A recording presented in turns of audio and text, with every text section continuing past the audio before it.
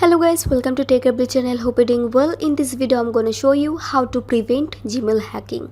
So guys, if you want to secure your Gmail account or Gmail app, then you can do one thing. You can turn on your two-step verification mode, and after that your Gmail will be more secure. So for that you have to go to your Gmail, then tap on the three dot line, swipe down and go to settings.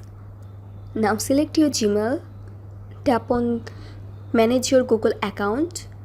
Now go to security and you can see there is an option two-step verification. You have to tap on it. Now you can here add your any phone number for the security purposes, and you can see there is the option turn on two-step verification. You have to tap on it,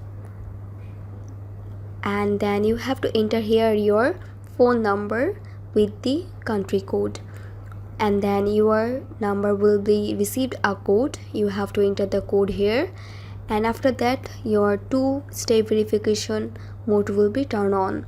So guys, this is very easy to do. So guys, I hope this video was helpful to you. If it was, then please give a thumbs up and hit the subscribe button, and thanks for watching the video.